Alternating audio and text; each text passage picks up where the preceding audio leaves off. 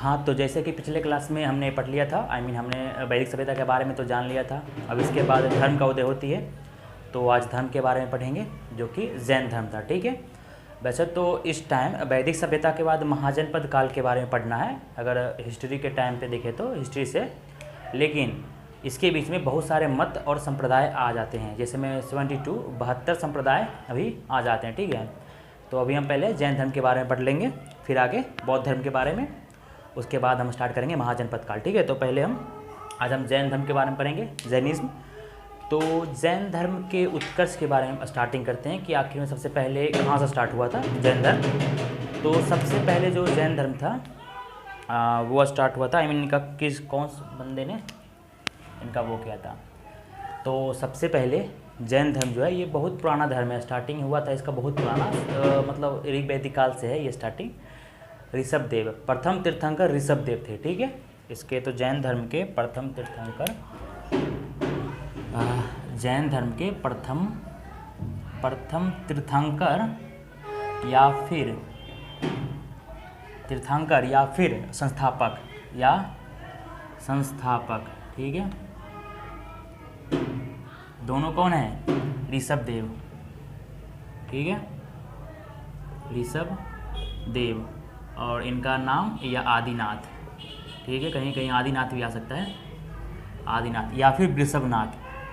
ठीक है, वृषभनाथ, वृषभ के मतलब बैल होता है। ठीक है, तो इनका साइन भी याद कर लो कि इनका साइन सांड है। ठीक है, ऋषभदेव, इनका नाम जो है जैन धर्म के प्रथम तीर्थंकर या संस्थापक ऋषभदेव थे। ठीक है, ऋषभदेव कौन है? तो ये बहुत पहले की बात है, ऋग्वेद के टाइम की बात है, क्योंकि इनका उल्लेख और अरसनेमी जो कि 22वें तीर्थंकर है, उनका भी ऋग्वेद में लिखा हुआ है उनके बारे में। तो ये बहुत पुराने हैं। और जैन धर्म ऐसा नहीं है कि तीर्थंकर अगर 24 तीर्थंकर हुए तो एक के बाद एक कंटिन्यू मरने के बाद स्टार्ट हो गया, ऐसा नहीं है। ये हज़ारों साल के डिफरेंस है दोनों में। ऋषभदेव जैसे में ऋग्वैदिक काल के हैं तो वो 600 के बाद हैं महावीर जैन। इनके ऊपर जो पार्श्वनाथ हैं, पार्श्वनाथ इनसे 200 साल का मतलब डिफरेंस है। इनसे पर अष्टनेमी के बारे में भी ऋग्वैदिक काल में है, तो बहुत पुराने बहुत टाइम पीरियड के बाद तीर्थंकर हुए हैं जैन धर्म का। ठीक है, तो ऋषभदेव कौन थे? ऋषभदेव जैन धर्म के प्रथम तीर्थंकर या संस्थापक हैं। ठीक है, जैन धर्म के। और ये जो हैं इनकी शादी जो हुई थी वो इंद्र भगवान की पुत्री से शादी हुई थी इनकी। ठीक है, और इनके टोटल 100 पुत्र थे, जिसमें से एक का नाम भरत था, जो कि अभी तक विवाद ही चल रहा है उस पर कि भरत, इनके बेटे भरत के नाम पे भारत का नाम भरत पड़ा है, लेकिन अभी तो कुछ डिस्कस नहीं हुआ इसके बारे में, तो आगे पे चलेगी। लेकिन इनका एक बेटा का नाम था भरत, और एक उसमें से फेमस है बाहुबली। वो बाहुबली नहीं, मूवी वाला बाहुबली नहीं, वो माहिष्मती वाला बाहुबली नहीं, इनका नाम एक बाहुबली है जिनको गोमतेश्वरी बोला गया है। ठीक है, वो बाहुबली हैं जो कि 1 साल कंटिन्यू एक पैर पे से खड़ा रख के मतलब ज्ञान की प्राप्ति करते हैं श्रवणबेल गोला में। तो उन्हीं का मूर्ति वहाँ पे श्रवणबेल गोला में है, तो इन्हीं का बेटा है, ऋषभदेव के बेटा है वो बाहुबली।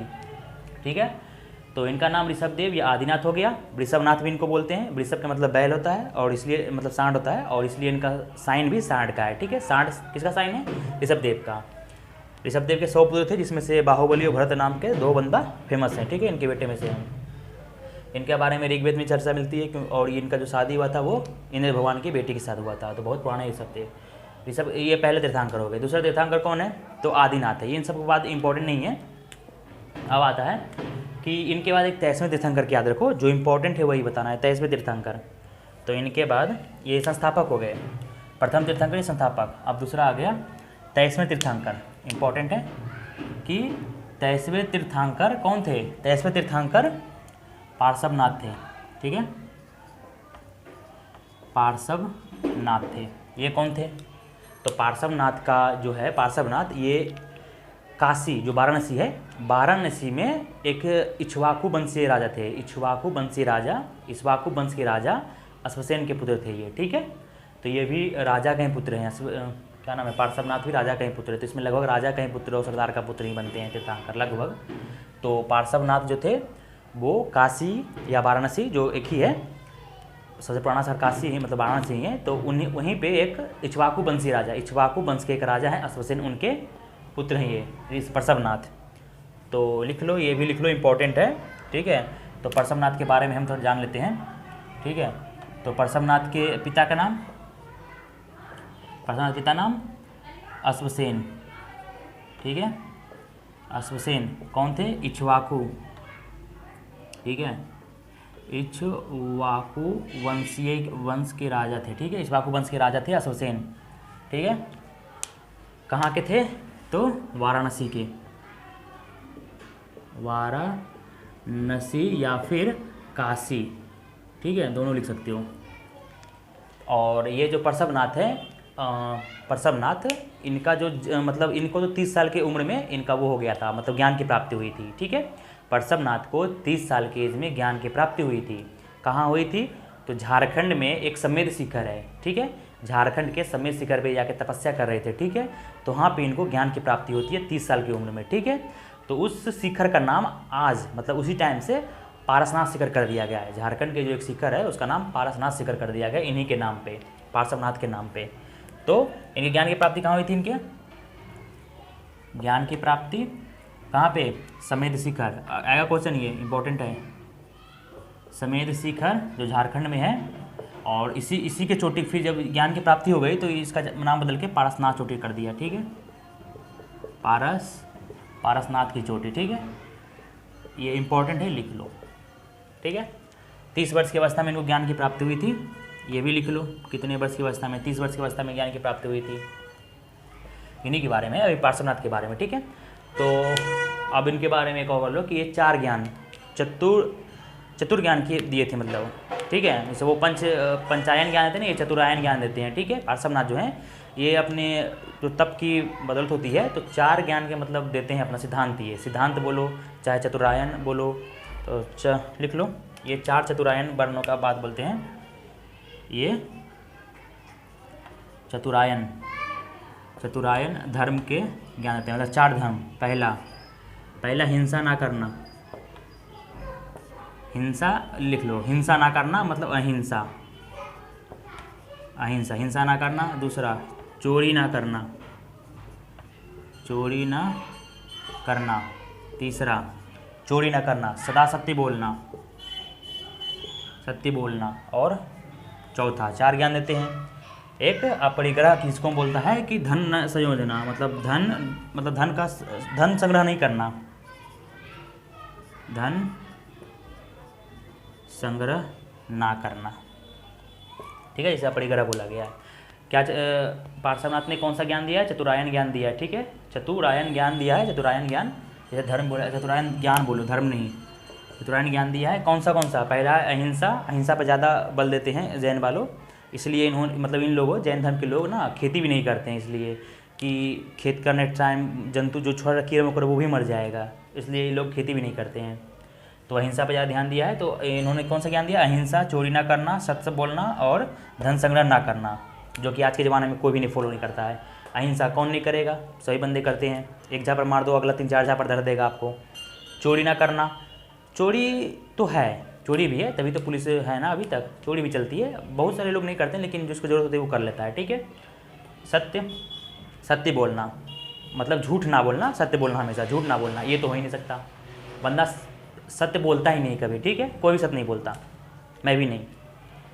तो मतलब इसके बारे में सच बता रहा हूँ, ऐसा नहीं है कि कुछ भी सोच लो, इसके बारे में सच बता रहा हूँ, ठीक है। मतलब और भी बहुत चीज़ बारे में होते हैं, तो ऐसा नहीं है, इसमें कोई अपनी गर्लफ्रेंड के बारे में सच नहीं बताता है, तो ऐसा नहीं है, मेरी गर्लफ्रेंड वैसे है ही नहीं, तो इसके बारे में सच बोल रहा हूँ, ठीक है। झूठ मत मान लेना इसको, कोई ऐसा मत सोचना कि हाँ गर्लफ्रेंड है तो बता रहे हैं, नहीं बता रहे हैं, ठीक है, ऐसा मत सोचना है नहीं मेरी कोई, मैं ये सब पर ध्यान नहीं देता, मेनली रीज़न है फालतू टाइम है ये सब, तो ना हो इसमें ध्यान, क्योंकि कोई फालतू टाइम है ना ये, क्योंकि किसी और पे अभी टाइम दो, वो फिर किसी और को टाइम देगी, आपको टाइम तो देगी वो फ्री टाइम में, लेकिन किसी और को अपना टाइम देगी वो कीमती टाइम, फिर उससे ऐसे चलेगा, तो इसमें कोई टाइम पास है नहीं, लास्ट में दर्द आपको ही होगा। और आप कहाँ जाओगे? 2022 से 2010 में, इतने साल पीछे, 2-3 साल तो पीछे चले जाओगे ना, क्योंकि आप तो उस टाइम कुछ करने लायक रहोगे नहीं। और लड़कियां और जो भी हो, लड़कियां और लड़के दोनों का बात है, सुंदरता और स्मार्टनेस पे ही जाना है, कोई टैलेंट नहीं होता है बीच में कि हमारे पास टैलेंट है। अगर टैलेंट से आस पटाए हो, कोई और तीसरा बंदा तुमसे ज़्यादा टैलेंटेड निकल जाएगा तो उसे पटा लेगा, तो टैलेंट पे नहीं, लड़कियां हो या लड़के, स्मार्ट हो तो भाव मिलेगा, सुंदर लड़की हो तो भाव मिलेगा, ठीक है। तो ये प्यार व्यार नहीं होता, अट्रैक्शन होता है, ठीक है, अट्रैक्शन, प्यार व्यार नहीं होता ये सब, अब हाँ अट्रैक्शन ज़्यादा हो गया तो उसे प्यार लोग बोल देते हैं कि अरे यार उसके साथ अट्रैक्शन ज़्यादा, उसकी मैं रह नहीं पाऊँगा, मर जाऊँगा, कुछ दिख नहीं रहा, अंधेरा हो गया है, तो वो अट्रैक्शन ही होता है, ठीक है। उससे ज़्यादा सुंदर लड़की से कोई लड़के को भाव देना स्टार्ट कर दे, वो छोड़ देगा, उसको छोड़ेगा नहीं, लड़का छोड़ता नहीं है, दोनों को मैनेज करेगा फ्री टाइम में। और लड़कियों को अगर फ्री टाइम मिल गया, आई मीन उससे ज़्यादा स्मार्ट लड़का मिल गया कोई, तो वो पहले इसे जो ज़्यादा भाव देगा उसके पास चली जाएगी, वो जो ज़्यादा स्मार्ट हो, पैसे वाला हो, उसके पास ही जाएगी ना। तो ये अट्रैक्शन है और प्यार व्यार कुछ नहीं है। तो इसमें ना पड़े कोई तो ही अच्छा है, ठीक है, नहीं तो फिर बाद में पछताने के अलावा कोई उपाय नहीं है। सिर्फ ज्ञान मैं नहीं दे रहा हूँ, महान महान बंदे ये ज्ञान देंगे आपको, ठीक है। तो वही धन संग्रह करना, सत्य बोलना, मतलब सत्य बोलना जो भी है, और धन संग्रह ना करना, ये तो हो ही नहीं सकता है। सभी कोई बंदा धन संग्रह करता है, चाहे कुछ के लिए हो चाहे कुछ के लिए हो। गर्लफ्रेंड के लिए भी धन बंदा संग्रह करता है, या फिर शादी के बाद बीवी के लिए धन, बीवी बच्चे के लिए धन संग्रह जरूर करता है। तो ये सब जो भी दिए हैं ये जैन धर्म वालों के लिए है, तो आजकल फॉलो होता नहीं है नॉर्मल इंसान में, हम लोग में। तो ये ही ज्ञान हो गया था स्टार्टिंग में, ठीक है। अब पार्श्वनाथ के बारे में हो गया। अब 24वें तीर्थंकर आते हैं महावीर जैन, ठीक है, महावीर स्वामी से बोला गया, तो इसे मैं मिटा दे रहा हूँ। मेन है महावीर जैन के बारे में पढ़ना, ठीक है। उन्होंने बस इसमें एक लास्ट ऐड कर देते हैं ब्रह्मचर्य, ठीक है। तो ब्रह्मचर्य ऐड कर देते हैं, वही पंचायन ही हो गया, पंचायन ज्ञान। 4 तो पार्श्वनाथ वाला रहता है, एक ब्रह्मचर्य ज्ञान कर देते हैं। ब्रह्मचर्य भी आजकल कोई फॉलो नहीं करता है ब्रह्मचर्य, अब मैं क्या बताऊँ, चलो ठीक है। तो क्या हो गया, जैन धर्म के संस्थापक ऋषभदेव, प्रथम तीर्थंकर ऋषभदेव। ऋषभदेव का नाम आदिनाथ भी है, ऋषभनाथ भी है, इनका साइन सांड है, ठीक है। उनके पुत्र 100 पुत्र थे, इसमें से एक बाहुबली और एक भरत हैं, ठीक है। अब आ गया है पार्श्वनाथ कौन थे, तो पार्श्वनाथ वाराणसी के इक्ष्वाकु वंशीय राजा अश्वसेन के पुत्र थे। 30 साल की उम्र में उनको ज्ञान की प्राप्ति होती है। उन्होंने चतुरायन ज्ञान की देता है, अहिंसा मतलब चोरी ना करना, हिंसा ना करना, सदा सत्य बोलना और धन संग्रह ना करना, ये 4 ज्ञान पार्श्वनाथ देते हैं। पार्श्वनाथ को ज्ञान की प्राप्ति समेत शिखर पे होता है झारखंड के, जिसे उसका नाम बदल के उन्हीं के कारण पार्श्वनाथ चोटी कर दिया गया था, ठीक है। तो हो गया। अब हम महावीर जैन के बारे में पढ़ लेते हैं। तो महावीर जैन के बारे में पढ़ने से पहले हम कुछ तीर्थंकर के नाम पढ़ लेते हैं जो इंपॉर्टेंट है, कभी भी दिमाग सठियाया अगर एग्जामिनर का तो वो पूछ देगा क्वेश्चन आपका, ठीक है। तो ये याद कर लो, ये बस यही 3-6 को काफ़ी है, यही आ सकता है एक एग्जाम में, ज़्यादा नहीं पूछेगा कोई। तो पहले कुछ तीर्थंकर का नाम, उसका साइन मतलब कौन सा चिन्ह है उनका वो लिख लो। तो तीर्थंकर यहाँ लिख देता हूँ मैं। तीर्थंकर शब्द जो है ना ये सिर्फ जैन में आते हैं, तीर्थ है जैन में, तीर्थंकर जैन में, जिसको बोला गया था, इनका मतलब तीर्थंकर का मतलब होता है कि संसार दुखों भरी संसार को मतलब पार कर जाना अपने ज्ञान के बदौलत। और इनमें आत्मा को इतना तड़पाओ, अपना आत्मा को इतना तड़पाओ कि आत्मा दोबारा जन्म लेने से पहले आपके शरीर में उसकी मतलब वो जन्म लेने से पहले सोचे आप दोबारा आपके शरीर में किसी शरीर में। इसलिए ये लोग नंगा रहना स्टार्ट कर दिए थे जैन धर्म में, कि ठंड में भी नंगा रहो कोई दिक्कत नहीं, गर्मी में भी बरसात में भी बस नंगा ही रहो, नंगा मतलब फुल्ली नंगा। इसलिए इसमें स्त्रियों को प्रवेश नहीं थी। पता नहीं कौन सा कैसा धर्म था, मतलब ठीक ही थे उस समय, अपना सिचुएशन के हिसाब से माइंड लगा के दिए थे, क्यों ऐसा हो गया था। तो वैसे भी पूरा पसानोसन काल में तो लोग वैसे ही रहता था, बिना ज्ञान के तो नंगा ही रहता था। तो तीर्थंकर को पहले तीर्थंकर हम लोग देख लेते हैं कुछ तीर्थंकर। पहले तीर्थंकर का नाम पहले फर्स्ट लिख लो, फर्स्ट तीर्थंकर, सेकेंड तीर्थंकर, थर्ड, फिर 22nd, ठीक है, 23rd ये लिख लो, ठीक है। मतलब याद रखो 22वां, 23वां और 24वां, ठीक है। पहला तीर्थंकर कौन है, पहला तीर्थंकर ऋषभदेव, ऋषभदेव आदिनाथ या फिर ऋषभनाथ, इनका चिन्ह, ठीक है। इनका चिन्ह कौन है, सांड, सांड, सांड ऐसे लिखा था ना, ये थोड़ा गलत है, सांड संभाल लेना सब। सेकेंड कौन है, सेकेंड है आदिनाथ, आदि नहीं आदिनाथ तो इनका ही नाम है, अजीतनाथ, अजीतनाथ, ठीक है। इनका कौन सा है, हाथी, साइन है ये, ठीक है, ये साइन है, ये नाम है तीर्थंकर, और ये साइन चिन्ह यहाँ पे लिख लो, चिन्ह, ये तीर्थंकर। तीसरा है संभवनाथ, संभवनाथ, इनका कौन सा साइन है, संभवनाथ का घोड़ा, ठीक है। अब बीच वाले छोड़ दो, एक हाँ एक 19वां का नाम लिख लो, इससे बहुत विवाद रहता है, तो पूछ देगा कभी कि 19वें तीर्थंकर कौन है। उन्नीसवें तीर्थंकर मल्लीनाथ है, ठीक है, मल्लीनाथ। इसमें श्वेतांबर और दिगंबर में विवाद है कि ये लड़की है या लड़का, तो मल्लीनाथ इनका है कलश, इंपॉर्टेंट है, पूछ देगा कि जैन धर्म के 19वें तीर्थंकर क्या नाम है, तो मल्लीनाथ। इंपॉर्टेंट है सारे हैं, ये कम से कम याद कर लो। 22वां क्या नाम है, 22वां तीर्थंकर का नाम है वही अरिष्टनेमी, अरिष्ट। और भी इनमें है 24 तीर्थंकर, जिसमें 21वां का नाम है नेमी, नामी है नाम, फिर 16वां का शांतिनाथ, 7वां का सतना सर्व कुछ नाम है, ऐसे तो बहुत सारे हैं, तो आपका नहीं याद करना है, बस ये इंपॉर्टेंट है। अरिष्टनेमी है 22वां। तो अरिष्टनेमी का साइन कहाँ सा है, शंख, क्योंकि अरिष्टनेमी शंख इसलिए याद रखो क्योंकि कृष्ण भगवान शंख यूज़ करते थे। तो ऋषभदेव और अरिष्टनेमी का नाम ऋग्वेद में लिखा हुआ है, चर्चा है इनके बारे में। और अरिष्टनेमी को बोला गया है कि श्री कृष्ण के निकट का संबंधी थे, निकट का कोई रिलेशन वाले थे अरिष्टनेमी। इनका साइन शंख है, ठीक है। और 23वां पार्श्वनाथ, पार्श्वनाथ सर्प। फिर 24वां महावीर, महावीर कौन सा है, सिंह, शेर। बस ये इंपॉर्टेंट है, याद कर लो, पूछ देगा कोई भी क्वेश्चन एग्जाम में कि महावीर क्या साइन है, तो सिंह है। पार्श्वनाथ क्या है, तो सर्प है। अरिष्टनेमी कईवें तीर्थंकर हैं, तो 22वें तीर्थंकर हैं। मल्लीनाथ कईवें तीर्थंकर है, 19वें तीर्थंकर हैं। संभवनाथ कौन सा नंबर तीर्थंकर है, तो तीसरे हैं। आदित्यनाथ कौन सा है, सेकेंड है। और ऋषभदेव पहले हैं। ऋषभदेव को आदिनाथ या ऋषभनाथ ही बोला गया है। इनका साइन सांड है, सेकेंड वाला का हाथी, थर्ड वाला के घोड़ा, मल्लीनाथ का कलश, अरिष्टनेमी का शंख, पार्श्वनाथ का सर्प और महावीर का सिंह, ठीक है। तो ये उड़ा देता हूँ मैं। अब महावीर के बारे में पढ़ लेते हैं, यही मेन है, वास्तविक संस्थापक यही है, ठीक है। बाकी सब इंपॉर्टेंट है, याद कर लेना, हर एक एग्जाम में आएंगे, हर एक मतलब छोटा मोटा से लेके बड़े बड़े एग्जामों तक। आजकल के कंपटीशन बढ़ गई है। और इतना जान लो, जो पढ़ेगा ही नहीं कि एक वीडियो देखो गोल कर दो, कंटिन्यू स्टार्टिंग से पढ़ो, एक भी क्वेश्चन नहीं छूटने वाली। अब एक दो क्वेश्चन महान अच्छे कुछ आ गए गलत से, तो फिर वो फालतू ही समझो, उसे टॉप नहीं करना है ना। मैं पहले बोल रहा हूँ, हिस्ट्री पढ़ना है, जोग्राफी पढ़ना चाह रहे तो वैसे अच्छे लेवल का पढ़ाई हो रहा है, ठीक है। इससे कोई छूटेगा नहीं, एक दो छूटता है तो वो उससे कोई बड़ी बात नहीं है। नॉर्मल लेवल का जो वनडे एग्जाम छोटा लेवल का है, तो उसमें तो एक भी नहीं छूटेगा।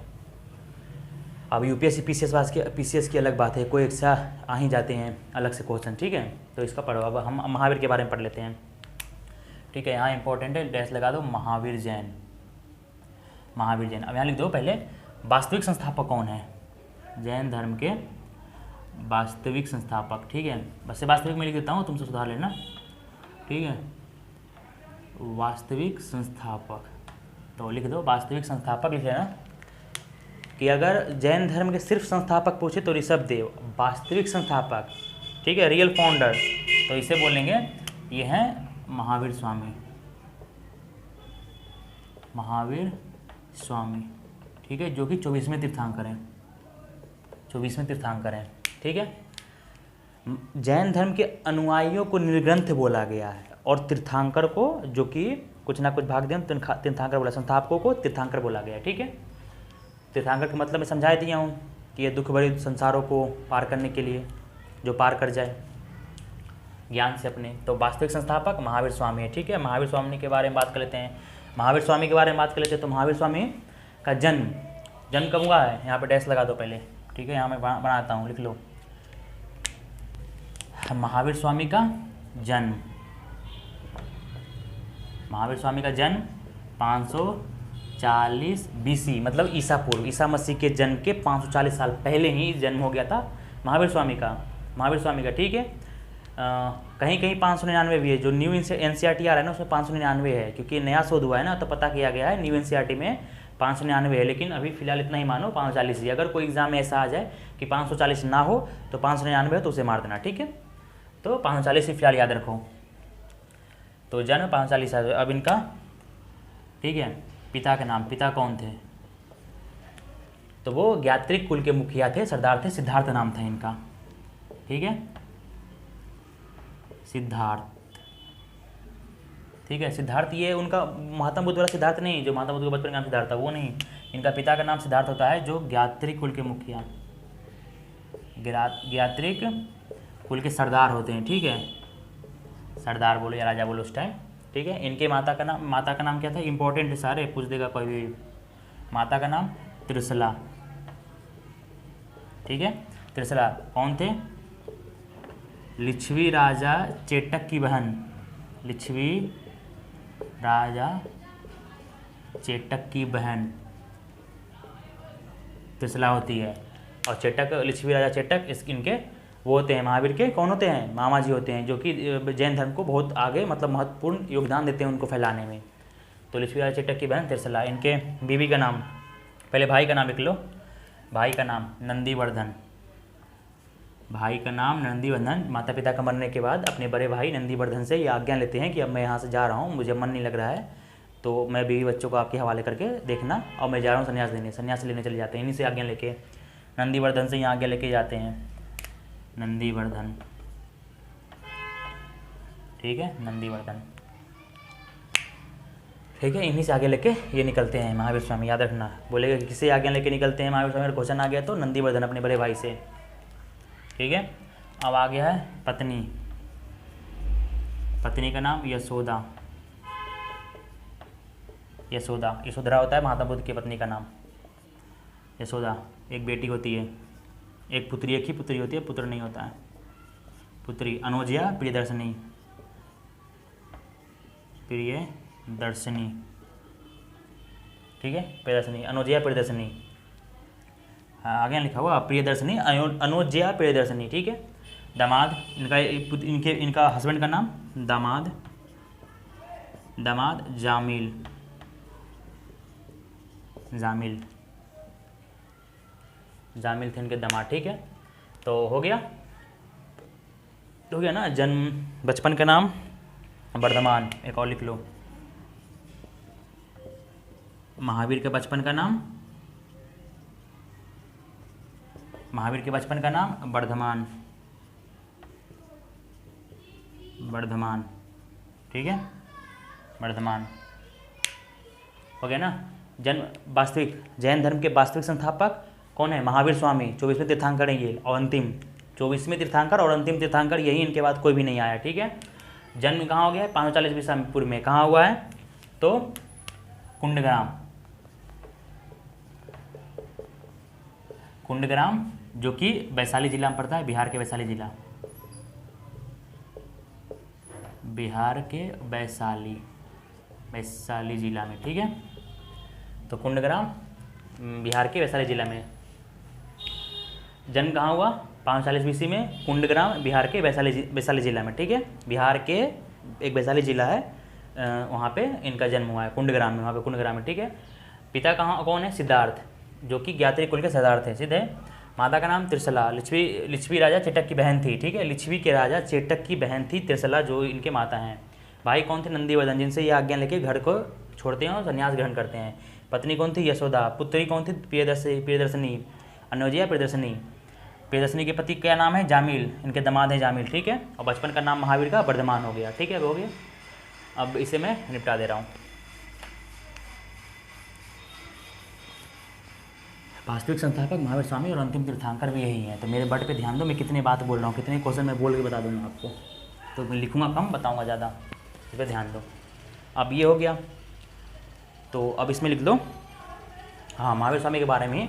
महावीर स्वामी फिर इनके माता पिता की डेथ हो जाती है, तो माता पिता के मरने के बाद, मतलब माता पिता की मृत्यु होती है, तो इनको मन लगता है और चले जाते हैं, अब संन्यास ग्रहण कर लेते हैं। तो वो पत्नी यशोदा और पुत्री की तो शादी हो जाती है जमील से, पत्नी अकेले बचती है, ठीक है। तो पत्नी को ले आते नहीं है, ये अपने भाई नंदीवर्धन से आज्ञा लेके चले जाते हैं, ठीक है, कि मैं अब संन्यास ग्रहण करने चला जाता हूँ। तो ये संन्यास ग्रहण के लिए निकल जाते हैं। संन्यास ग्रहण के लिए निकलते हैं ये महावीर स्वामी, तो कहाँ जाते हैं, बिहार के आज जो जमुई ज़िला है ना, वो पहले जिरम्भिक गांव था, इनके टाइम में जिरम्भिक गांव नाम बोला गया था, जिरम्भिक गांव। और रिजुपालिका नदी के नीचे, जो कि आज का क्यूल है, क्यूल नदी है, बिहार में लखीसराय और क्यूल में एक नदी बहती है, क्यूल नदी, उसे रिजुपालिका नदी बोला गया था, ठीक है। तो और जो जमुई ज़िला है, वहीं पे इनको ज्ञान की प्राप्ति, जमुई को जिरभिक गांव बोला गया था, साल ब्रिज के नीचे, ठीक है, वहाँ पे साल के एक पेड़ होते हैं। तो महावीर स्वामी अपने भाई नंदीवर्धन से आज्ञा लेके निकल लेते हैं। तो इनको ज्ञान की प्राप्ति 12 सालों के बाद, 12 सालों के कठिन तपस्या के बाद इनको ज्ञान की प्राप्ति होती है, ठीक है। कहाँ पे, रिजुपालिका नदी के जिरम्भिक गांव में, रिजुपालिका नदी के तट पे, साल ब्रिज के नीचे, ठीक है, इनको ज्ञान की प्राप्ति होती है 12 साल के बाद, मतलब 30 साल की अवस्था में ये घर त्याग करते हैं, और 42 साल की उम्र में इनको ज्ञान की प्राप्ति होती है। तब से इन्हें निर्ग्रंथ पहले जिन बोला गया मतलब विजेता, विजेता हो गए। आहर्त मतलब पूज्य बोला गया, और क्या निर्ग्रंथ मतलब बंधनहीन।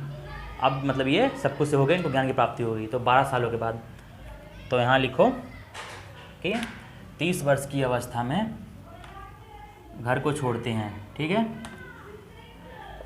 घर का त्याग संन्यास के लिए, ठीक है। 12 वर्षों की कठिन तपस्या के बाद, 12 वर्ष कठिन तपस्या के बाद ज्ञान की प्राप्ति, ज्ञान की प्राप्ति, ठीक है। अब आ गया कहाँ होता है, ऋजुपालिका नदी, ऋजुपालिका नदी जो आज लखीसराय में है, मतलब बिहार के लखीसराय जिला में क्यूल नदी को ऋजुपालिका नदी बोला गया है, ठीक है। कौन सा गांव, जिरिम्भिक गांव, जिरिम्भिक गांव जो कि आज का जमुई है। लखीसराय में जमुई जिला को जिरिम्भिक गांव बोला गया। किस पेड़ के नीचे, साल वृक्ष के नीचे, साल वृक्ष के नीचे, ठीक है। तो 42 वर्षों की उम्र में इनको ज्ञान की प्राप्ति होती है टोटल, 42 वर्षों की उम्र में। 30 वर्ष की अवस्था में घर छोड़ते हैं नंदीवर्धन से आज्ञा लेके। 12 वर्षों में ज्ञान की प्राप्ति होती है कठिन तपस्या के बाद ऋजुपालिका नदी के तट पर जिरिम्भिक गांव में साल वृक्ष के नीचे, ठीक है। उसके बाद इनको क्या क्या बोला गया, जब ज्ञान की प्राप्ति हो जाती है, पूर्ण ज्ञान की प्राप्ति को जैन में कैवल्य बोला गया, ठीक है। जैन धर्म में पूर्ण ज्ञान को, पहले इसको लिख लो, इनको क्या क्या बोला गया है, ज्ञान प्राप्ति होने के बाद इनको जिन बोला गया है। जिन मतलब विजेता हो गई है, ठीक है, ठीक है।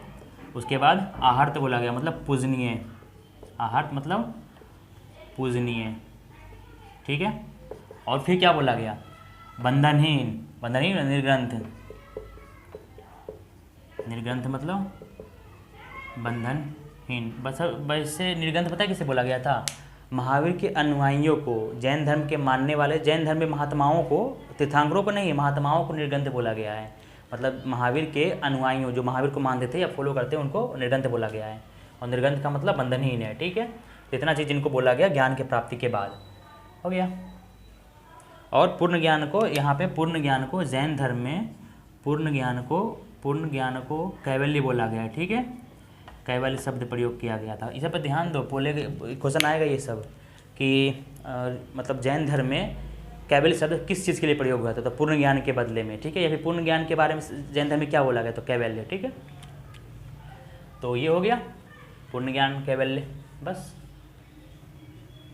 और क्या, हाँ, फिर ये ज्ञान के अपने प्रथम उपदेश जो है, महावीर स्वामी अपना प्रथम उपदेश कहाँ देते हैं, राजगीर में, और अंतिम उपदेश भी राजगीर में देते हैं और निपट जाते हैं वहाँ पे 468 ईसापुर में। तो ज्ञान के, तो जो ये हैं निर्वाण बोला गया इनकी मृत्यु को, तो इनका मृत्यु जो है ना ये राजगीर में पावापुरी में हो जाता है।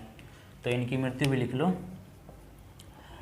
मृत्यु 468 BC में 72 वर्ष की अवस्था में, 72 वर्ष की अवस्था में, मलिक के वहाँ पे एक मल होता है उसके मतलब खाने से, ये सब पे ध्यान मत हो। 72 वर्ष की अवस्था में मृत्यु होती है। कहाँ होती है, पावापुरी में, पावापुरी, पावापुरी नाम स्थान है जो कि राजगीर में है, बिहार के राजगीर जिला में पावापुरी नाम के स्थान पे इनकी मृत्यु हो जाती है उस टाइम, ठीक है। उसमें राजगीर ही बोला गया था, मतलब राजगीर जान लो। आज का राजगीर जो है फेमस जगह वहाँ पे घूमने के लिए, क्योंकि राजगीर जो है वो बुद्ध धर्म से, महावीर सहन से, सब बंधुओं से वहाँ संबंधित है, तो बंदे घूमने जाते हैं राजगीर में। तो बिहार के राजगीर जिला में पावापुरी में इनकी मृत्यु हो जाती है 468 BC में 72 वर्ष की अवस्था में, ठीक है। और इनके मृत्यु को निर्वाण बोला गया, ठीक है। मृत्यु को निर्वाण की प्राप्ति, ठीक है। और महापरिनिर्वाण बौद्ध धर्म में बोला गया मृत्यु को, तो मृत्यु निर्वाण हो गया ना सब कुछ। 30 वर्ष की अवस्था में घर को त्याग देते हैं। नंदीवर्धन अपने बड़े भाई नंदीवर्धन से आज्ञा लेकर संन्यास ग्रहण करते हैं। 12 वर्षों की तपस्या, कठिन तपस्या के बाद इनको ज्ञान की प्राप्ति होती है ऋजुपालिका नदी के पास, ठीक है। तो ये सब तो है, मैंने पहले ही बता दिया हूँ। चलो, पूर्ण ज्ञान को कैवल्य बोला गया। मृत्यु उनका 468 BC में हो जाता है, ईसा मसीह के 468 साल पहले। 72 वर्ष की अवस्था में इनकी मृत्यु हो जाती है पावापुरी नामक जगह पे, राजगीर में है, जो बिहार के राजगीर में पावापुरी नामक स्थल पे मृत्यु निर्वाण यहीं पर होती है। जैन धर्म में जो ये होते हैं ना, ये शायद पूरे बिहार में ही जन्म होता है, मृत्यु, ज्ञान की प्राप्ति, सारे कुछ महावीर स्वामी का बिहार में ही होता है, बिहार के इलाका में ही होता है, बिहार से बाहर नहीं निकलते हैं। लेकिन महात्मा बुद्ध तो बिहार से जब बाहर जाते हैं, यूपी बिहार होते रहते हैं, यूपी बिहार, और इनका बिहार में ही सब कुछ निपट जाता है। तो हो गया ये। महावीर स्वामी के बारे में जो भी जानकारी थी। अभी और है महावीर स्वामी का, अब जो हो गया महावीर स्वामी जो अपनी जिंदा थे, ये तो मृत्यु के बारे में हो गया। अब मैं इसे मिटा दे रहा हूँ, सब कुछ समझ तो आ गया होगा, नहीं आया तो वीडियो दोबारा देख लेना।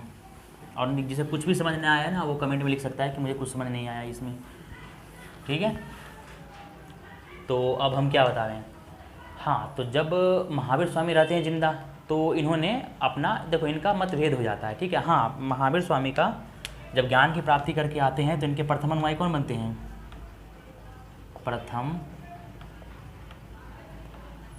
अनुयायी मानने वाला कौन होते हैं? जामिल, जमील या जामिल, इन्हीं के दामाद, इनका दामाद हैं ये, ठीक है। जमील अनुजया प्रियदर्शनी के पति, जो इनकी पुत्री का नाम अनुजया प्रियदर्शनी है, उनके पति हैं जमील, वही इनका पहला अनुयायी या मानने वाले पुरुष होते हैं। लेकिन फिर ये भी बात कर लेते हैं, लड़ाई कर लेते हैं। जो है जमील जो है ये लड़ाई करके इनके संग से निकल जाते हैं। किस बात पे? तो क्रियन्मात्मक, एक है क्रियन्मात्मक सिद्धांत, इस पे दोनों में मतभेद होने का क्या कारण था? तो मतभेद होने का कारण क्रियन्मात्मक सिद्धांत। इसका मतलब होता है कि कार्य, मतलब सिद्धांत में क्रिया, जो दोनों में मतभेद होता है, दोनों में मतभेद होता है तो क्रियात्मक सिद्धांत के कारण, क्रियात्मक सिद्धांत क्या है? तो इसका मतलब है कार्य को पूरा, मतलब कार्य को पूर्ण होने से पहले ही कार्य को पूरा मानना, मतलब कार्य को शुरू करते ही पूर्ण मान लेना, यह है क्रियात्मक सिद्धांत का बात, ठीक है। लेकिन फिर जमील मतभेद कर लेते हैं कि नहीं ऐसा नहीं है, और जमील जो है वो दूसरा अपना एक और मत सिद्धांत देते हैं जिसका नाम है बहुत्तरवाद, बहुरतवाद सिद्धांत, ठीक है। सिद्धांत जामिल देते हैं अलग होके जामिल, जिसका मतलब है कि काम पूरा होने के बाद ही उसे पूर्ण माना गया, मतलब काम पूरा कर लो तभी उसे पूर्ण माना जाता है। लेकिन क्रियात्मक सिद्धांत में क्या था कि कार्य स्टार्टिंग करो तो पूर्ण मान लो उसे, मतलब कार्य स्टार्टिंग हुआ कि उसे पूर्ण मान लिया गया, ठीक है। तो इसी कारण तो जमील और महावीर में मतभेद क्यों होता है? उनके संग से निकल जाते हैं तो क्रियात्मक सिद्धांत के कारण, ठीक है। फिर उन्होंने निकल के अपना बहुरत सिद्धांत देते हैं जमील ने, इसमें कि कारण कड़ी, मतलब काम पूरा हो जाए तभी उसे पूर्ण माना गया, ये जमील का सिद्धांत था, ठीक है। अब तो बहुतर सिद्धांत हो गया, ये था इनका मतभेद। अब उसके बाद आता है इनका जो है प्रथम अनुयायी, चलो इसे मैं मिटा दे रहा हूँ, मिटा क्या यहीं लिख दो। अब आ गया है बात, फिर महावीर स्वामी अपना जीवन काल में एक संघ बनाते हैं, ठीक है। उस संघ में 11 गंधर्व, मतलब 11 जो महान मतलब अनुयायी थे उनका, जिनको ये चुन के लाए थे, बस 11 थे, ठीक है। उस 11 में जो था एक मेन थे सुधर्मन, ठीक है, जो कि मतलब महावीर की मृत्यु के बाद प्रथम अध्यक्ष बनते हैं इनके संघ के, ठीक है। तो महावीर ने एक संघ बनाते हैं, महावीर स्वामी एक संघ बनाते हैं जिसमें कि 11 लोग इनके अनुयायी सम्मिलित थे, ठीक है। उन 11 लोगों को गंधर्व बोला गया, इनके अनुयायियों को तो निर्गंथ बोला गया, लेकिन जो इनके उस संघ में 11 लोग शामिल थे उन्हें गंधर्व बोला गया। याद रखना मैं क्या बोला हूँ, महावीर के अनुयायियों को निर्गंथ बोला गया है, ठीक है। लेकिन महावीर स्वामी जो संघ बनाते हैं उसमें मात्र 11 लोग को, जो मेन होते हैं 11 लोग को सम्मिलित करते हैं, ये उन 11 को गंधर्व बोला गया है, गंधर्व, ठीक है। उनमें सुधर्मन होते हैं। तो महावीर स्वामी की मृत्यु के बाद उस संघ का अध्यक्ष, प्रथम अध्यक्ष सुधर्मन बनते हैं। तो महावीर स्वामी के मृत्यु के बाद कौन बनते हैं? पहले लिख लो, महावीर स्वामी एक संघ बनाते हैं, तो संघ में सम्मिलित जो 11 लोग हैं, 11 को गंधर्व बोला गया है, गंधर्व बोला गया, ठीक है। उन 11 को जो इनके संघ में थे, महावीर के संघ में थे, ठीक है। इसमें बहुत सारे लोग होते हैं, एक 3 भाई होते हैं, एक कंटिन्यू 3 भाई साथ में एक रहते हैं, क्या नाम था होता है उनका, मैं भूल गया, सुधर्मन एक है। तो इनके बाद जो मृत्यु हो जाती है, महावीर स्वामी की मृत्यु के बाद जो इस संघ का अध्यक्ष, प्रथम अध्यक्ष बनते हैं, वो थे कौन? प्रथम अध्यक्ष सुधर्मन, ठीक है। मैं क्या बोला फिर से, महावीर स्वामी के अनुयायियों को निर्गंथ बोला गया है, लेकिन इनके संघ में जो 11 लोग सम्मिलित थे उसे गंधर्व बोला गया है। उस गंधर्व में महावीर स्वामी की मृत्यु के पश्चात जो लीडर बने वो सुधर्मन बने, प्रथम अध्यक्ष, ठीक है। अब हो गया ये खत्म, बस इतना ही है महावीर स्वामी। और क्या, हाँ, महावीर स्वामी ने अनिश्वरवाद, इस सब पे मैं क्या बता रहा हूँ कि महावीर स्वामी जो हैं, तो महावीर स्वामी जो हैं, हाँ, महावीर स्वामी जो है ना, ये ईश्वर पे भरोसा नहीं करते हैं, ईश्वर नाम का कोई चीज़ नहीं होता है, लेकिन आत्मा पे भरोसा है, आत्मा होता है और पूर्ण जन्म भी होता है, मतलब पूर्व जन्म भी होता है, ठीक है। और कर्म कांड भी होता है कि जैसा कर्म करोगे वैसा फल मिलेगा, तो ये कर्म कांडों पे भरोसा करते हैं। अब यहाँ लिखो कि जैन धर्म में ईश्वर की मान्यता नहीं है, अनिश्वरवाद है, ईश्वर का मान्यता नहीं है। कर्मवाद एंड पूर्व जन्म, मतलब पूर्व जन्म में भरोसा करते हैं कि हाँ अगला जन्म होता है, तो हाँ है। उसके बाद आत्मा में है, हाँ आत्मा में है, इसलिए तो आत्मा के लोग बहुत तरपाते थे कि आत्मा को इतना तरपा दो ना कि अगला जन्म लेने से पहले इसका मतलब फट जाए, इनका मत है, ठीक है। तो ईश्वर मान्यता नहीं है, कर्मवाद पूर्ण जन्म में है, आत्मा में है, ठीक है, यानी ईश्वरवाद है। और क्या, इसलिए इन्होंने सारे मतों को छोड़ के 2 मत निकाले, ठीक है, अनेकांतवाद एंड इम्पोर्टेंट अनेकांतवाद एंड और स्यादवाद, दिख रहा है ना। इसे सप्तभंगी ज्ञान भी बोला गया है, ठीक है, इसे सप्तभंगी ज्ञान बोला गया है, ठीक है। इन्होंने सारे चीज़ को छोड़ के बोले हैं 2 ही मिडिल रास्ता है, बीच का रास्ता निकाले हैं महावीर ने, बीच का रास्ता, जिसका नाम अनेकांतवाद और स्यादवाद है। अनेकांतवाद को क्या बोला गया है, सप्तभंगी ज्ञान भी बोला गया है, ठीक है, सप्तभंगी ज्ञान बोला गया, ठीक है, जिसे ज्ञान का सापेक्षता का सिद्धांत बोला गया, ठीक है। इसमें तो यही था अनेकांतवाद और स्यादवाद, ये इंपॉर्टेंट है, इसको लिख लो। तो जैन धर्म में क्या हो गया, ईश्वर की मान्यता नहीं है, कर्मवाद एंड पुनर्जन्म की मान्यता है, आत्मा की मान्यता है, और इन्होंने एक बीच का रास्ता निकाला है, महावीर स्वामी ने बीच का रास्ता निकाला है, अनेकांतवाद और स्यादवाद, जिसको सप्तभंगी ज्ञान भी बोला गया है, ठीक है। और क्या, सप्तभंगी ज्ञान बोला गया है इसमें, और इसे ज्ञान की सापेक्षता का सिद्धांत बोला गया है। यहाँ पूछा जाएगा इसमें कि ज्ञान की सापेक्षता का सिद्धांत किसे बोलते हैं, इसमें महावीर स्वामी, मतलब महावीर इसमें जैन धर्म में तो अनेकांतवाद और स्यादवाद को बोला गया है, ठीक है। बस उसके बाद फिर क्या हो गया, बस इतना ही था सप्तभंगी ज्ञान। हाँ, फिर इन्होंने मतलब बोला है महावीर स्वामी ने, मैं यहाँ मिटा दे रहा हूँ, ये तो हो गया, अब मैं यहाँ मिटा दे रहा हूँ। महावीर स्वामी ने क्या बोला कि अज्ञान के कारण, जिस बंदे में अज्ञान है उसके कारण जो कर्म है उसका वो जीव की ओर आकर्षित होता है, ठीक है। और जो क्रोध है, जैसे महावीर स्वामी ने बोला कि अज्ञान के कारण क्रोध, यहाँ पे सुन लो मेरी बात, अज्ञान के कारण क्रोध, लोभ, मान और माया, ये सब कुप्रवृत्तियाँ, मतलब खराब चीज़ है, ये अज्ञान के कारण होता है, ठीक है। ये महावीर स्वामी ने बोला ऐसा कि अज्ञान के कारण ये होता है, ठीक है। इसे ठीक करने के लिए मतलब इन्होंने एक बात निकाली है 3 बार, जिसे त्रिरत्न बोला गया है, कि जिससे मतलब मोक्ष के लिए, प्राप्ति के लिए, तो मोक्ष की प्राप्ति के लिए इन्होंने क्या बोला है, मोक्ष की प्राप्ति के लिए इन्होंने बोला है कि इसको फॉलो करो, त्रिरत्न, इम्पोर्टेंट, सम्यक दर्शन, दूसरा सम्यक ज्ञान, तीसरा सम्यक आचरण या चरित्र, बोलो, मतलब ये तीनों सम्यक मतलब प्योर, शुद्ध, इसे त्रिरत्न बोला गया जैन धर्म में, त्रिरत्न है ये जैन धर्म का, त्रिरत्न है ये, ठीक है। तो महावीर स्वामी ने मोक्ष की प्राप्ति के लिए कौन सा 3 चीज़ निकाला है, तो सम्यक दर्शन, सम्यक ज्ञान, सम्यक आचरण, जैसे चरित्र भी बोला गया है, ठीक है। सम्यक के मतलब प्योर या शुद्ध, ठीक है, तो प्योर मतलब शुद्ध दर्शन होना चाहिए, सम्यक ज्ञान मतलब रियल में ज्ञान होना चाहिए, नकली ज्ञान नहीं, झूठ उसका, सम्यक आचरण मतलब अच्छा चरित्र होना चाहिए, ठीक है। तो ये त्रिरत्न जैन धर्म का है, जैन धर्म का त्रिरत्न कौन है, तो ये तीनों है, ठीक है।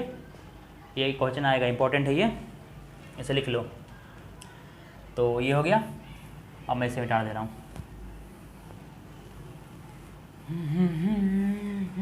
अब क्या हो गया, और बच गया इसमें, और जैन धर्म में क्या बच गया, अब हाँ भद्रबाहु अस्तूलभद्र के बारे में बच गया है, कि जो भद्रबाहु हैं, अस्तूलभद्र, फिर दिलवारा का मंदिर जैन धर्म में, मथुरा जैन केंद्र का मतलब मेन, सबसे पहले तो उज्जैन होता है मतलब मेन केंद्र, लेकिन फिर मौर्य साम्राज्य में कौन सा होता है, मथुरा हो जाता है जैन धर्म का प्रमुख केंद्र, ठीक है।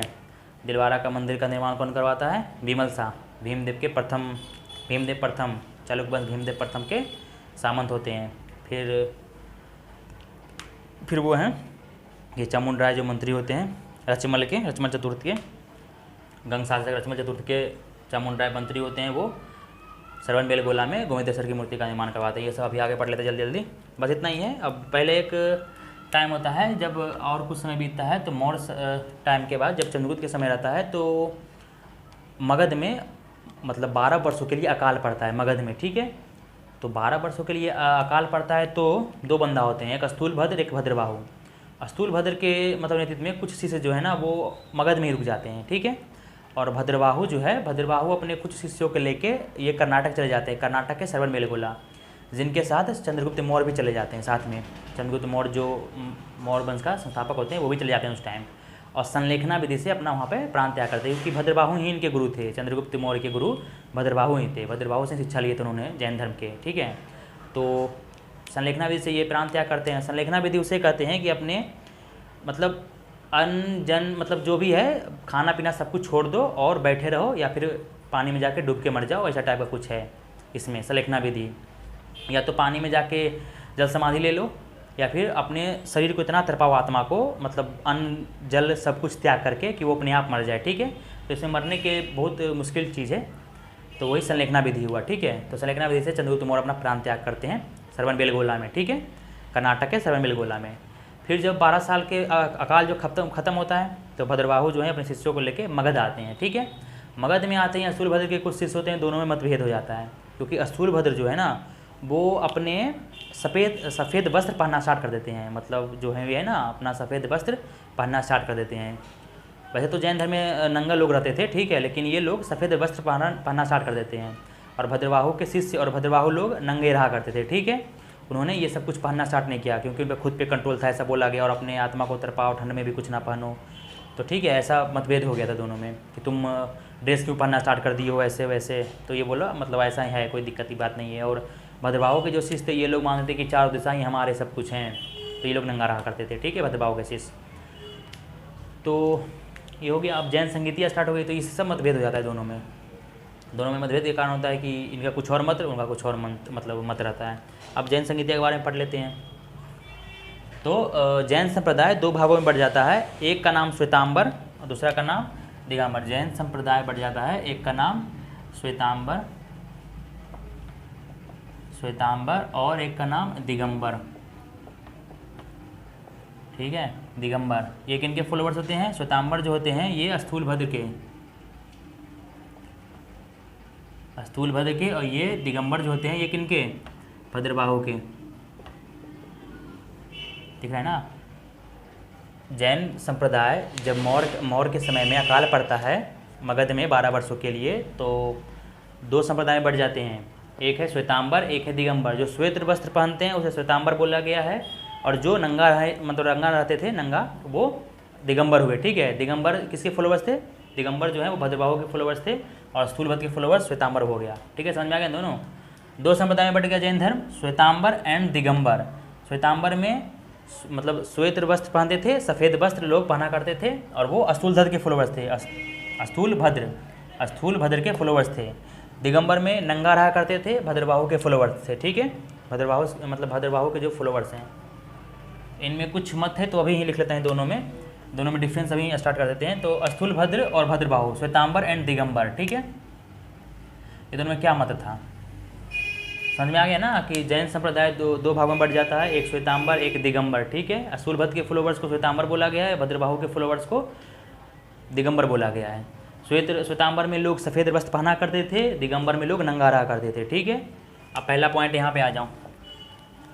स्थूलभद्र जो श्वेतांबर है, इन्होंने किसको? हाँ, ये लोग श्वेत वस्त्र पहनते थे, ठीक है, श्वेत वस्त्र पहनते थे, ठीक है। ये नंगा रहा करते थे, नग्न।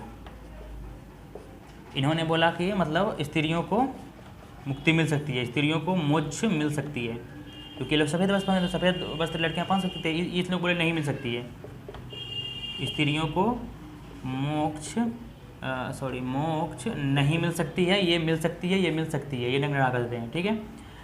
क्योंकि ये लोग सफ़ेद वस्त्र पहनते थे तो लड़कियाँ सफ़ेद वस्त्र पहन सकती थी, इसमें लड़कियों की एंट्री नहीं थी जैन धर्म में, तो इन्होंने बोला ऐसा, ठीक है। तीसरा, इन्होंने बोला कि महावीर स्वामी की शादी हो गई थी, विवाहित थे वो, महावीर स्वामी विवाहित थे,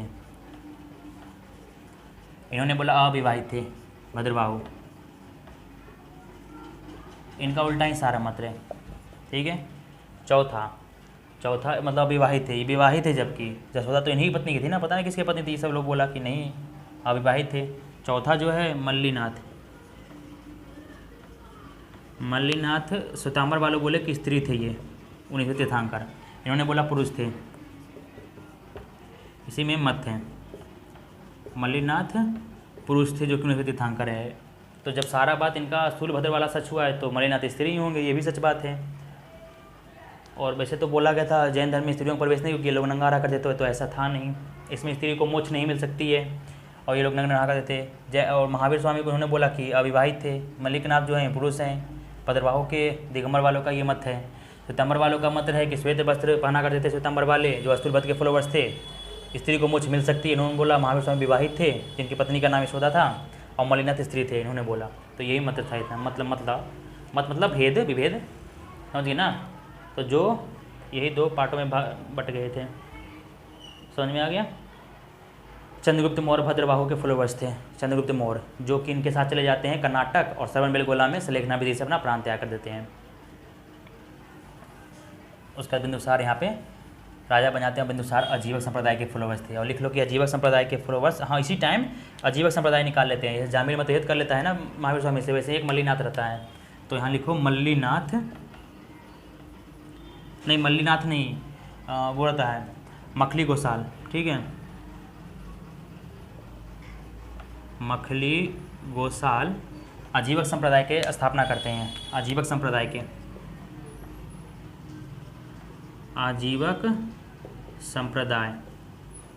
का स्थापना करते हैं। इसमें क्या इनका सिद्धांत था कि नियतिवाद है।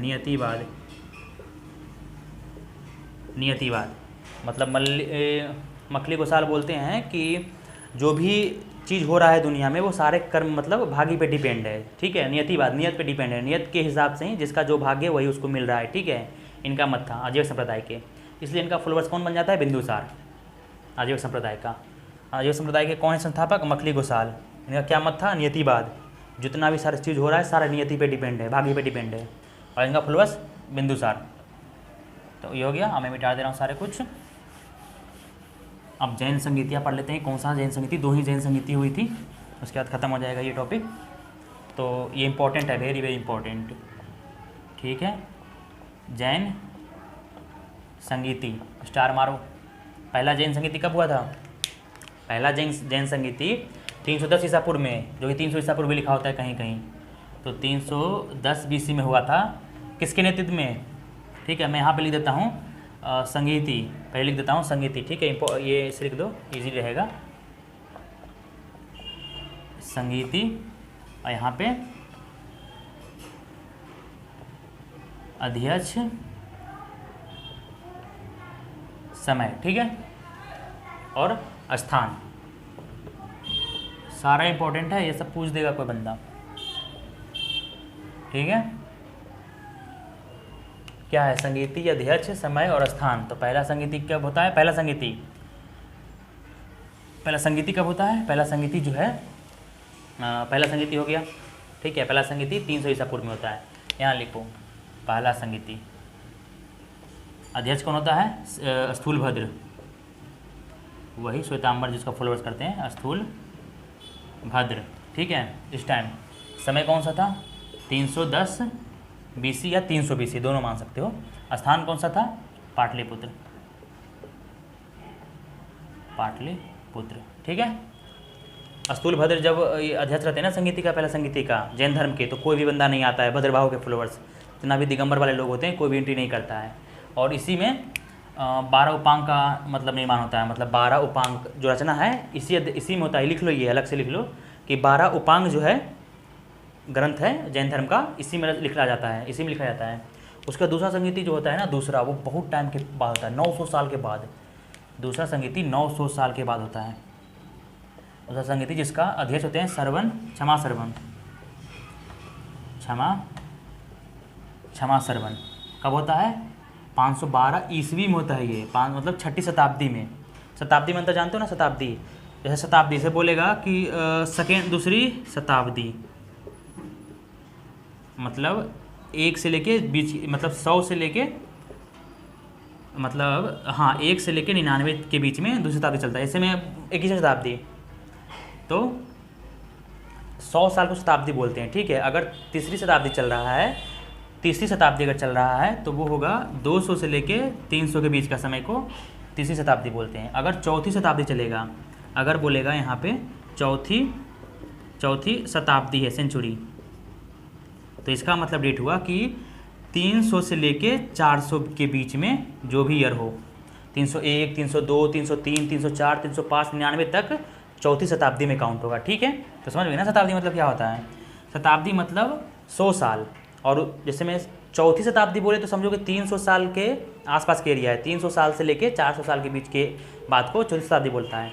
पाँचवीं शताब्दी बोले तो मतलब 400 से लेके 500 साल, मतलब 500 तक के बीच के काल को पाँचवीं शताब्दी बोला गया है, ठीक है। अभी हम लोग 21वीं शताब्दी में है, ठीक है, क्योंकि 2000 तो हो गया, अब क्या चल रहा है 2020, तो हम लोग 21वीं शताब्दी में हैं। समझ गए ना। शताब्दी के मतलब 1 साल पहले वाला के बीच में। पाँचवीं बोले तो मतलब 400 से लेके 500 के बीच में जितना भी काल है सारे पाँचवीं शताब्दी में आएगा। तो ये भी 512 ईस्वी में हुआ था। ईस्वी याद रखना, एडी, ये एडी है, ईस्वी 600 साल बाद हुआ था। कहाँ हुआ था? वल्लभी में,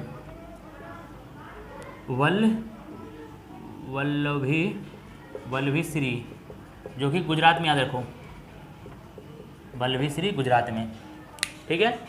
संगीति, पहला संगीति कब हुआ था? तो 310 BC में हुआ था। पहला संगीति के अध्यक्ष कौन थे? स्थूलभद्र। समय कौन सा था? 300 BC। स्थान पाटलिपुत्रा। क्या लिखा गया? 12 अंग नाम के ग्रंथ लिखा गया। दूसरा संगीति कब हुआ था? क्षमा श्रवण के अध्यक्षता में हुआ था।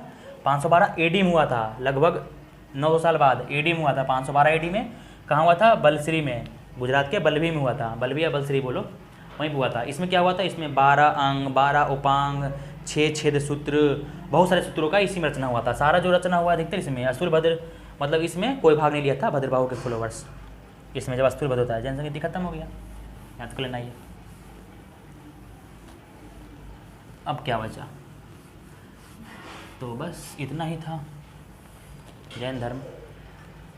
मलिक मस्ती एक और लिखो। हाँ, अभी तो वो है ना, एक पर्व होता है, महामस्तिकाभिषेक, ठीक है। महामस्तिकाभिषेक, जो कि श्रवणबेलगोला में, इंपॉर्टेंट लिखो, महामस्तिकाभिषेक जो होता है ना, ये श्रवणबेलगोला में हर एक 12 साल पे, जैन धर्म का एक महत्वपूर्ण उत्सव है। श्रवणबेलगोला में हर एक साल ये मनाया जाता है, ठीक है। तो पहले हम लिख लेते हैं यहाँ पे कि अब मंदिर, हाँ, जो अशोक के पौत्र थे, अशोक के पौत्र संप्रति, इन्हें क्या बोला गया? अशोक के पौत्र संप्रति को जैन धर्म के संरक्षक बोला गया है। संरक्षक क्यों? क्योंकि इन्होंने मतलब संरक्षक बोला गया, इन्हें ग्रंथों में लिखा गया था, और इन्हीं के कारण ये उज्जैन के शासक थे उस टाइम, मतलब उज्जैन के राज्यपाल थे संप्रति। तो उसी समय जैन धर्म के जो मेन केंद्र होता है ना, वो उज्जैन को बनाया गया था, ठीक है। फिर दूसरा जो केंद्र था उसी समय वो मथुरा था, मुख्य केंद्र यही दोनों था, मथुरा। तो जैन धर्म के समय पहला जो है उज्जैन मुख्य केंद्र था, उज्जैन और मथुरा मुख्य केंद्र था, ठीक है। और कुछ राजा जैन को मानने वाले, ठीक है। यहाँ लिखो,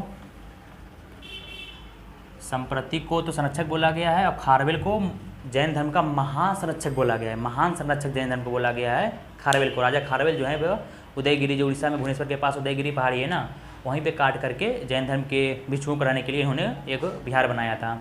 विहार मतलब भिक्षुओं को रहने के लिए एक जगह को विहार बोला जाता है।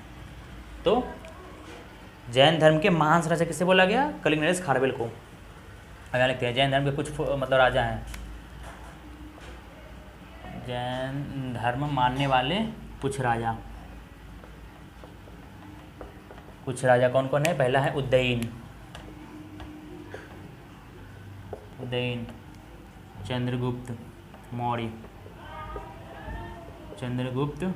मौर्य, कलिंग नरेश खारवेल, बंदाराज, ये सब थे जैन धर्म के फॉलोवर्स। उदयन, चंद्रगुप्त मौर्य, कलिंग नरेश खारवेल, खारवेल को जैन को मतलब जैनों का महान संरक्षक बोला गया है, और अशोक के पौत्र संप्रति को जैन धर्म में संरक्षक बोला गया जैनों का। इसलिए वो जब राज्यपाल थे उज्जैन का, तब उज्जैन प्रमुख केंद्र था जैनों का, और उसी समय मथुरा भी था प्रमुख केंद्र जैन को। तो ये हो गया। अब हम कुछ मंदिरों की बात कर लेते हैं जैन धर्म में। तो जैन धर्म में मंदिर कौन से थे? अब जैन धर्म में मंदिरों की बात करते हैं। तो पहला मंदिर है इम्पोर्टेंट, स्टार लगाओ, दिलवारा, राजस्थान के माउंट आबू पर्वत पे, माउंट आबू पर्वत जो राजस्थान में है, दिलवारा का मंदिर है, दिलवारा का मंदिर किसने बनाया था? इसे किसने बनाया? तो चालुक्य वंश के शासक भीमदेव, जो गुजरात में चालुक्य वंश चल रहा था, उसका शासक जब भीमदेव था, तो इसके भीमदेव के सामंत, इम्पोर्टेंट है, सामंत बिमल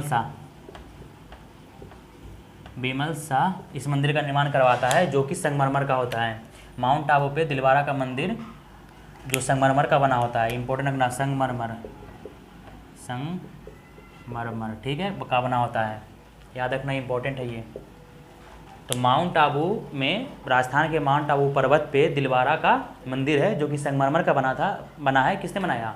तो गुजरात के चालुक्य शासक भीमदेव प्रथम के सामंत बिमल शाह ने बनवाया है। ठीक है। दूसरा इंपॉर्टेंट क्वेश्चन लिखो, बाहुबली के जो गोमतेश्वर की मूर्ति है सबसे लंबी, मतलब जैन धर्म सबसे लंबी मूर्ति है गोमतेश्वर की मूर्ति, श्रवणबेलगोला में, कर्नाटक के, किसने बनाया? तो कर्नाटक के श्रवणबेलगोला में बाहुबली की मूर्ति है,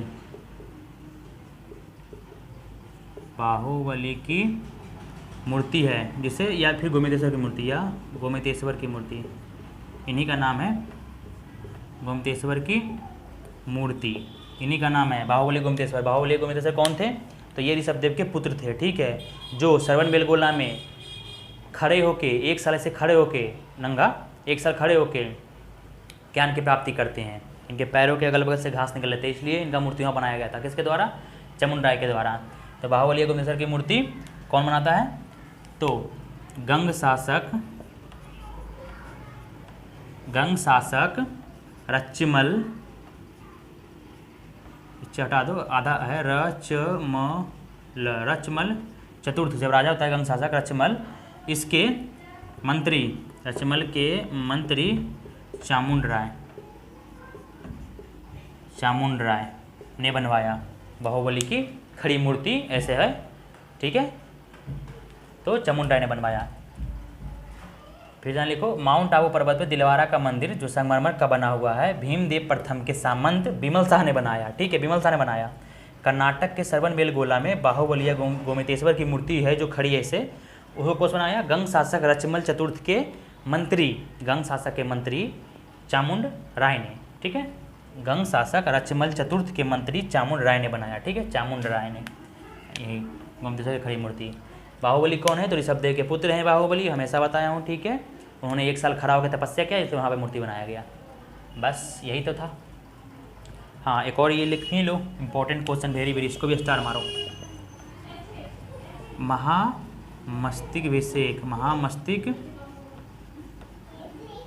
महामस्तिभिषेक जो कि कर्नाटक के श्रवणबेलगोला में हर एक 12 साल पे होता है। ये जो है ना, एक उत्सव है जैन धर्म का, बहुत महत्वपूर्ण उत्सव है, जो 12 साल के अंतराल पे, 12 साल के अंतराल पे मनाया जाता है। ठीक है, 12 साल के अंतराल पे उत्सव मनाया जाता है। जैनों का महाभिषेक, ये जैन उत्सव है। ठीक है, मेरी बातों पे बाकी ध्यान देना। महामस्तिभिषेक 12 साल के अंतराल पे उत्सव मनाया जाता है श्रवणबेलगोला में। ठीक है, जो कि जैन धर्म के बहुत महत्वपूर्ण उत्सव है, 12 साल में मनाया जाता है। ठीक है, तो यहाँ पे जैन धर्म खत्म हो गया। अब तो क्वेश्चन कुछ बचा नहीं है, इतना भी और हाँ, भद्रबाहु जो है वो भागवत सूत्र की रचना है, भागवती सूत्र नहीं, कल्प सूत्र में ना, कल्प सूत्र के लेखक कौन है? भद्रबाहु, इसमें जीवनी है, सारे तीर्थंकर की जीवनी है कल्पसूत्र में। कल्पसूत्र के रचयिता कौन है? भद्रबाहु। इसमें सारे तीर्थंकरों की जीवनी है। और एक भगवत सूत्र, यहाँ लिखो, कितने सूत्र हैं ना, अधिकतर इन्हीं में है। भागवत सूत्र जो है इस पे 16 महाजनपद की बारे में चर्चा है। जैन धर्म का कौन सा ग्रंथ है जिसमें 16 महाजनपद की चर्चा है? तो वो भगवत सूत्र है, भगवती सूत्र या भगवत सूत्र, ठीक है। और महाजनपद में और महात्माबुद्ध में अंगुत्तर निकाय। और जितना भी कल्प सूत्र, भगवत सूत्र, छेदांग सूत्र, बहुत सारे सूत्र जो बुक्स है ना, वो बोले किससे रिलेटेड है? तो वो अधिकतर मानना जैन धर्म से रिलेटेड है, ठीक है। जितना भी सूत्र है वो जैन धर्म से रिलेटेड है। जहाँ भी आए ये सूत्र कौन सा है? जैन धर्मार्थ हो, गलत हो तो हो, एक दो गो, ठीक है। और पीटक जितना भी आए, पीटक किससे संबंधित है? वो बौद्ध धर्म संबंधित है। तो ये खत्म हो गया जैन धर्म, ओके। बोलो क्या, एक दो क्वेश्चन अगर गलती से छूट जाए तो वो कोई दिक्कत की बात है नहीं, क्योंकि टॉप वैसे भी नहीं करना है। जितना भी इंपॉर्टेंट लो लेवल से लेके हाई लेवल तक का एग्जाम का कवर हो गया है जैन धर्म, ठीक है। इससे बाहर कुछ नहीं आएगा, ज़्यादा याद करोगे तो टाइम पास होगा। ज़्यादा इससे डिटेल्स तो पढ़ना है तो बहुत कुछ है, अभी तो 24 तीर्थंकर नहीं बचे हुए थे, सारे के मैंने चिन्ह बता दिया है। जैन धर्म, बौद्ध धर्म, जो इंपॉर्टेंट है बता दिया गया। ज़्यादा ध्यान लगाओगे तो इसी में दिन गुजर जाएगी, ठीक है, और आपकी एज इसी में निकल जाएगी। तो जो मेन है वो बता दिया गया है, ठीक है। एक भी गलत इसमें नहीं है। चाहे किसी को शक या डाउट हो तो वो सर्च कर सकता है एनी टाइम कहीं भी, ठीक है। किसी को कुछ डाउट हो या गलत लगे तो वो कमेंट में लिख सकता है नीचे, ओके।